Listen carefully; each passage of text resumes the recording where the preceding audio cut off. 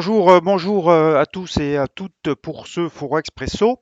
On va tout de suite parler bien sûr des marchés. Avant ça, on prend connaissance de l'avertissement sur les risques.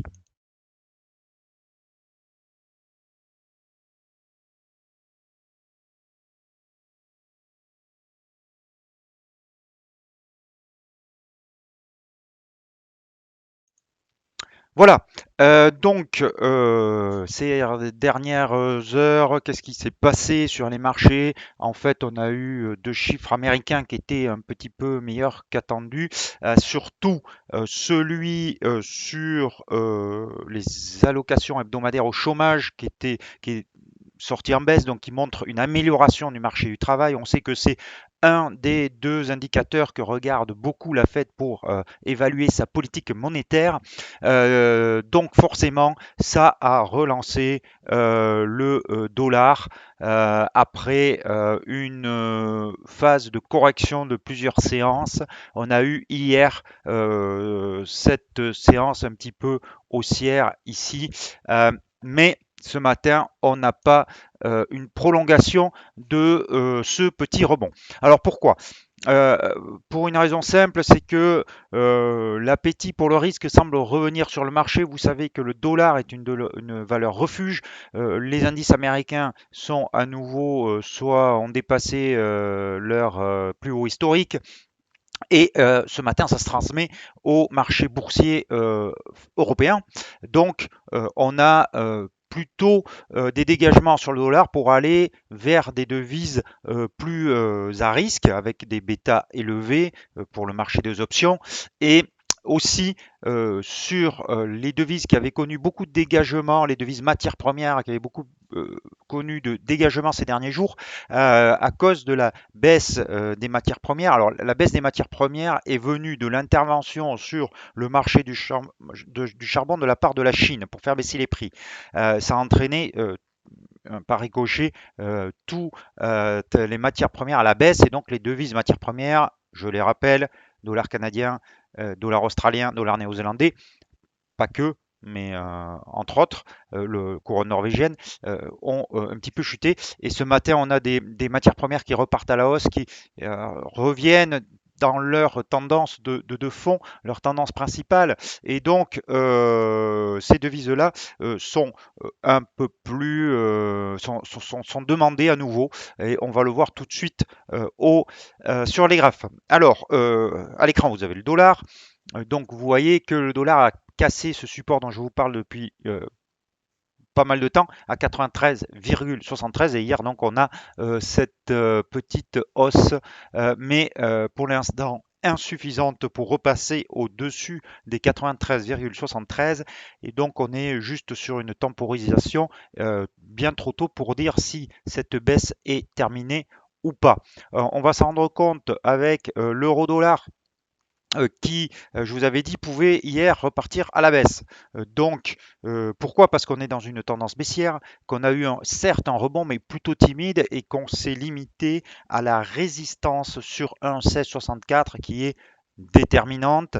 On est allé en séance juste un tout petit peu au-dessus. On est allé, pour être précis, à 1,1669. Donc, vous voyez, 5 ticks, 5 pips, c'est peanuts, c'est rien. Donc, et surtout, on a clôturé en dessous, puisque ça, c'est le principal. Donc, la séance baissière d'hier relance un petit peu l'euro-dollar. Malgré tout, il est encore trop tôt pour dire si la baisse va reprendre vers le support majeur juste au-dessus de 1,15. Pour cela, on va surveiller un niveau qui se situe et qu'on voit mieux sur l'horizon de temps 1 heure. Euh, Ce niveau de support, cette droite de polarité à 1,1620, on va dire, on va arrondir. Alors, droite de polarité qui est très forte hein, parce qu'elle a servi de résistance ici, pratiquement ici, ici à deux reprises, les 2 jours, donc 4 fois, et elle a été validée comme support ici. Et alors je mets que deux flèches, mais il y en a, j'aurais pu en mettre une, deux, trois, quatre, cinq, puis une sixième ici et une septième ici. Et en plus, vous avez la moyenne mobile à 200 périodes. Donc, ce niveau pour les jours à venir, pour les heures à venir et les jours à venir, va être essentiel pour l'euro-dollar, en sachant que cet après-midi, il y a un chiffre quand même à 15h45 sur les PMI américains, donc à surveiller. Voilà, donc vous voyez ici, c'est l'oblique baissière qu'on a vu sur l'horizon de temps quotidienne. Donc, ben ça, c'est finalement assez simple. Une clôture sous c'est un 16-20 serait de mauvais augure et serait pour moi un signal de vente sur l'euro-dollar. Mais attention, on n'anticipe jamais, on attend la clôture, on attend que le signal soit validé avant de se positionner et en surveillant ce petit obstacle si jamais la clôture qui est la moyenne mobile à 200 périodes, si jamais la clôture se fait entre les deux. Mais pour moi, ça serait assez valable de se positionner short si on avait une clôture en dessous et le stop se place au-dessus de ce sommet à un 16,45.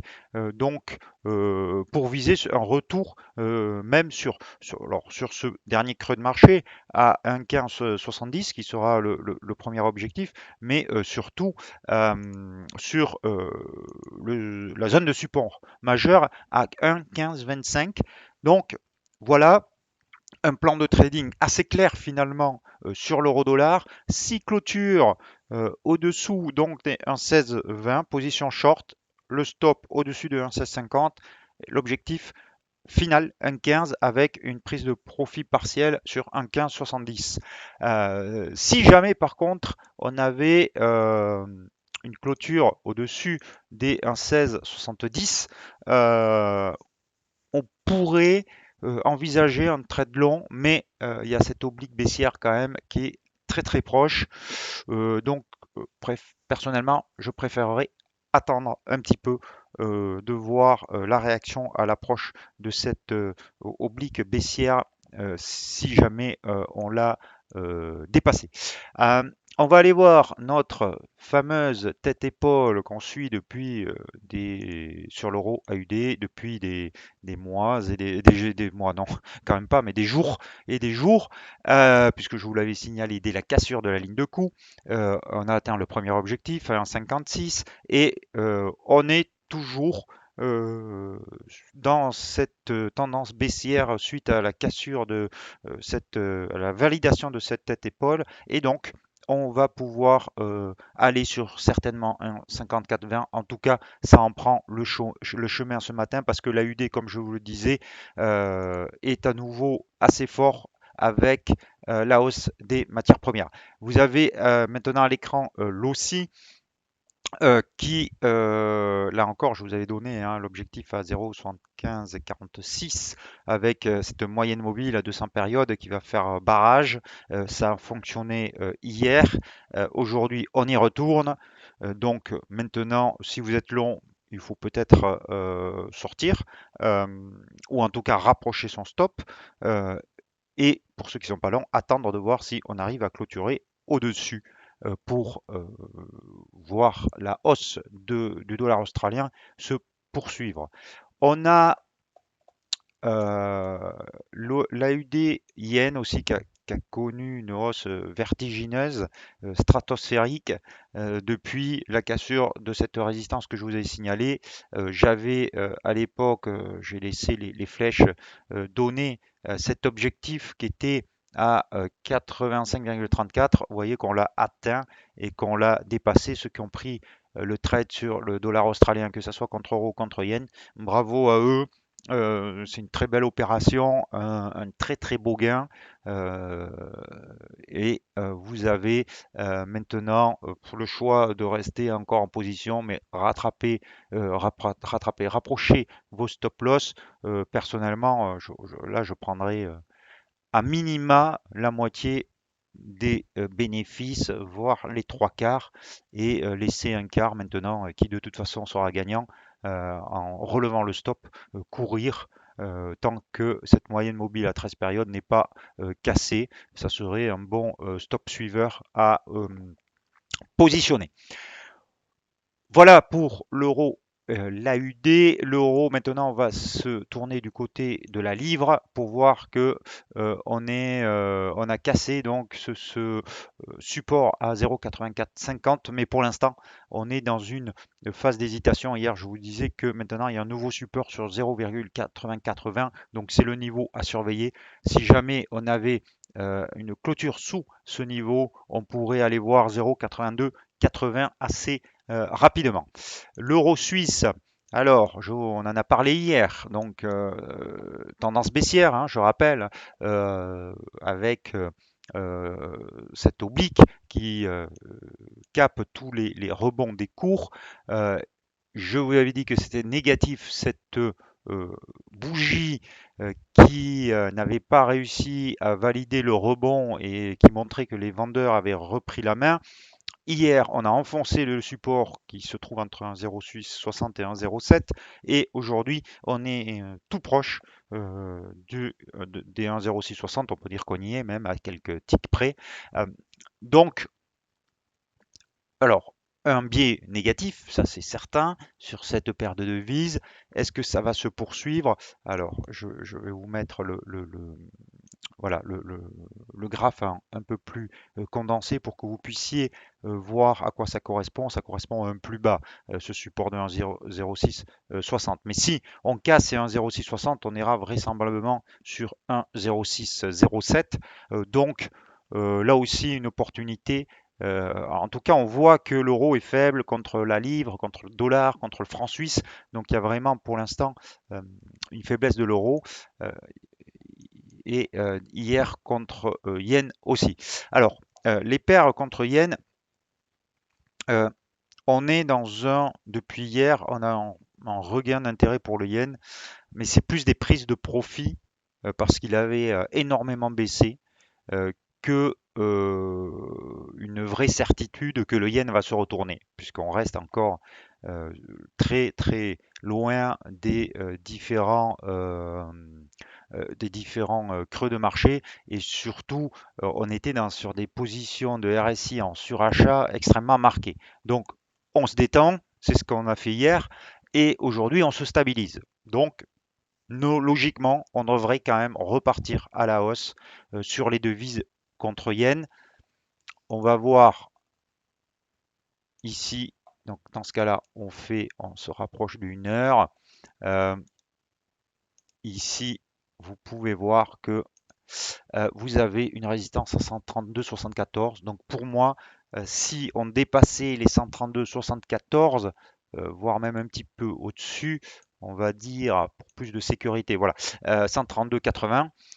Si on clôturait au-dessus de 132,80, pour moi, le tendance de fond reprendrait et on aurait une validation d'un signal d'achat avec un stop qui se place sous 132,25 pour aller voir à minima 133,46, mais surtout l'objectif qui avait été défini il y a quelque temps et qui correspond au plus haut du mois de mai et qui se trouve sur 134,12. Donc ça offre un très beau risk reward, euh, mais il faut encore que ça soit validé et pour l'instant donc on attend une clôture au-dessus des 132,80.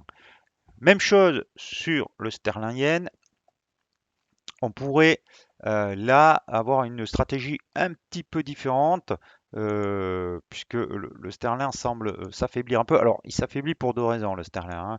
Il s'affaiblit parce que, je l'ai déjà dit, les chiffres de l'inflation étaient un peu moins forts que ce que le marché attendait, que le marché est très agressif sur ces anticipations de hausse des taux, donc peut-être un peu trop, et donc on corrige un petit peu. Et puis surtout, il y a une crise sanitaire qui se dégrade assez fortement en Grande-Bretagne, avec un nombre de cas très élevé, un comité sanitaire qui demande de nouvelles restrictions. Pour l'instant, Boris Johnson le refuse, et euh, on a aussi, malheureusement, apparemment, peut-être un nouveau variant, donc une situation sanitaire qui n'est pas très bonne. Mais si d'aventure on avait un retour sur 156,08 avec une bougie verte qui apparaissait, ça serait un bon signal que cette petite correction est terminée et un bon risk-reward pour aller voir un objectif qui se trouve beaucoup plus haut sur 163,90 qui correspond à une résistance hebdomadaire de mémoire. Voilà, donc à surveiller là aussi deux stratégies contre yen, une avec l'euro, une avec la livre, qui sont légèrement différentes, mais qui vont dans le sens de la tendance générale. Le câble, alors le câble, méfiance aussi, hein, je vous ai parlé de la situation en Angleterre qui était un petit peu bizarre. Donc on a une résistance sur 1,3890, 1,39, cette moyenne mobile à 200 périodes. On se trouve un petit peu entre deux eaux. On voit bien l'hésitation là du marché à continuer à payer la livre. Donc on va la laisser de côté pour l'instant. Il n'y a pas de signaux très clairs là-dessus. Et surtout, on a plein de signaux sur les autres devises. Donc on n'a pas besoin d'aller se risquer sur des devises qui offrent peu de certitude. Alors, le kiwi, parce que j'en ai parlé hier et j'avais mis un plan de trading qui ne s'est pas réalisé parce que j'avais dit qu'on pourrait racheter sur 0,7170 si on voyait apparaître une bougie verte et ça n'a pas été le cas. On l'a enfoncé. Euh, donc, vous voyez, on l'a bien enfoncé bien qu'on soit revenu au-dessus, mais on n'a pas eu d'avalement haussier ou de bougies significatives. Ceci étant, alors je précise, hein, une fois que le... Attendez, parce que je vais remettre les niveaux exactement où ils doivent se situer. C'était 0,70, j'ai dit. Ah ben voilà, il est là. Donc c'est ce trait rouge, hein, 0,7170. Donc euh, vous n'avez pas eu de validation euh, hier. Donc, alors cette bougie peut prêter un petit peu à confusion, mais vous voyez qu'elle n'a pas cassé sa moyenne mobile à 13 périodes. Donc, pas de validation là-dessus. Maintenant, c'est pas pour ça que le trade est mort. Le kiwi est toujours dans une tendance haussière et vous avez surtout ce petit sommet là à 0,7190 qui euh, a vu l'apparition d'un doji. Donc maintenant, on va attendre, on va être patient là encore, et on va voir si on a une clôture au-dessus de ce niveau des 0,7190. Là, on aurait un signal valable pour voir le kiwi continuer à progresser. Donc surveiller 0,7190. On va revenir maintenant sur le dollar suisse. Donc qui était baissier ces derniers temps. Je vous en ai parlé avec le pullback depuis la cassure de l'oblique haussière. Euh, le mouvement continue, donc il n'y a pas lieu de changer de position là-dessus. En plus, vous avez des moyennes mobiles à 13 et 34 périodes qui se croisent à la baisse et qui sont baissières. Donc, on vise toujours 0,91 sur cette paire de devises. Le dollar yen, je vous l'ai dit, regain d'intérêt pour le yen, mais plus des prises de profit. Donc, pour l'instant, on est revenu sur cette moyenne mobile à 13 périodes. On va voir le comportement du dollar yen là-dessus. Mais la résistance mensuelle, c'était quasiment certain. Je vous en avais parlé avant qu'on y arrive dessus, qu'elle n'allait pas être dépassée d'un coup. C'est une résistance beaucoup trop forte pour qu'elle soit avalée dès la première tentative. Donc, maintenant, on peut peut-être se repositionner, alors pas tout de suite, attendre peut-être une validation de la cassure de cette oblique baissière ou de ce sommet à 114,21 pour voir un nouveau test de cette résistance mensuelle.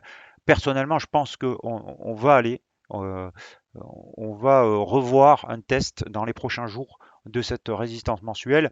Le tout est de savoir quand. Et pour l'instant, il est trop tôt pour le dire, puisqu'on n'a pas vous voyez, ces petits creux et sommets descendants. Mais peut-être que là, déjà, on va avoir un creux ascendant. Donc si on dépassait, alors je vais vous montrer comment on traite ça. Si jamais, alors là c'est vraiment de l'anticipation, hein. Si jamais cette bougie constitue un creux, c'est-à-dire que si jamais vous voyez les cours repartir dans cette direction. Je vais le matérialiser comme ça.